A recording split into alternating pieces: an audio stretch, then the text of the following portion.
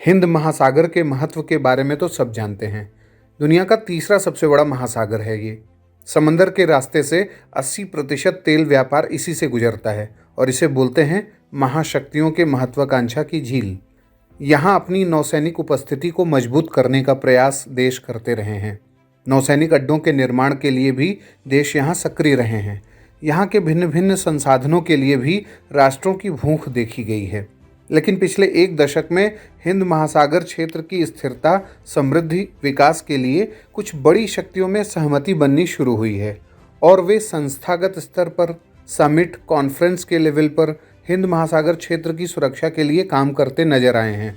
नमस्कार, धे टीवी के न्यूज़ दिस आवर प्रोग्राम में आपका स्वागत है और मैं हूं विवेक ओझा।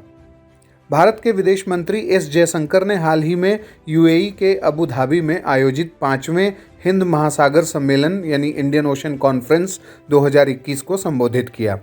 इसमें 200 प्रतिनिधि मंडलों और 30 देशों ने भाग लिया था। इस वर्ष के सम्मेलन की थीम इकोलॉजी, इकोनॉमी और एपिडेमिक पर केंद्रित रही। इस कॉन्फ्रेंस का आयोजन इंडिया फाउंडेशन ने RSIS सिंगापुर, श्रीलंका के institute of national security studies और संयुक्त अरब अमीरात के Emirates centre for strategic studies and research के कोलैबोरेशन में किया। इस बैठक में विदेश मंत्री का कहना था कि हाल के वर्षों में हिंद महासागर के विकास को कुछ कारकों ने प्रभावित किया है और उसमें पहली बात यह है कि इस क्षेत्र को लेकर बदलती अमेरिकी रणनीति में बदलाव के कारण अमेरिका हिंद महासागर क्षेत्र में अपने ट्रेडिशनल जो सोच है, जो परसेप्शन है, उसकी तुलना में ज़्यादा सक्रिय साझेदार बना है और पॉजिटिव तरीके से सामने आया है। विदेश मंत्री का कहना था कि वर्ष 2008 के बाद से हमने अमेरिकी शक्ति के प्रदर्शन में अधिक सावधानी देखी है।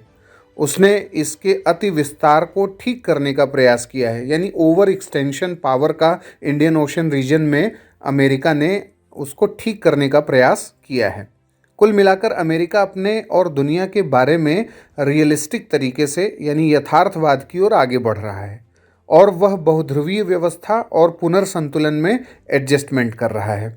अमेरिका अपनी घरेलू पुनर्वास और विश्व के प्रति अपनी जो कमिटमेंट हैं उनको भी रिव्यू कर रहा है। दूसरी बात है कि चीन का उदय। विदेश मंत्री का कहना था कि वैश्विक स्तर पर उसकी सत्ता का उदय असाधारण ढंग से हो रहा है और यह एक अलग तरह की राजनीति है जो परिवर्तन की भावना को बढ़ाती है।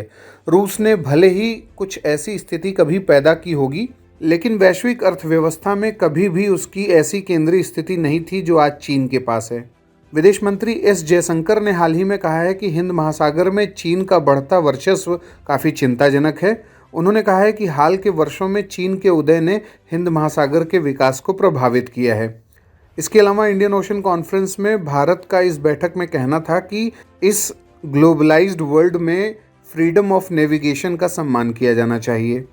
और अगर हम बात करें कि ये जो हिंद महासागर सम्मेलन है यानी इंडियन ओशन कॉन्फ्रेंस है, इसका आयोजन कब कब किया जाता रहा है, तो पहला हिंद महासागर जो सम्मेलन है उसका आयोजन सितंबर 2016 में सिंगापुर में किया गया था। फिर उसके बाद 31 अगस्त 2017 को कोलंबो में यानी श्रीलंका में इसका दूसरा सम्मेलन आयोजित किया गया। अगस्त 2018 में वियतनाम के हनोई में इसका तीसरा सम्मेलन, सितंबर 2019 में मालदीव के माले में चौथा और अब कोविड-19 की बाधा के बाद 2021 में अबू धाबी में इसके 5वें सम्मेलन का आयोजन किया गया है। तो ये था आज का हमारा इंडियन ओशन से रिलेटेड एपिसोड। अब बारी है आज के सवाल की।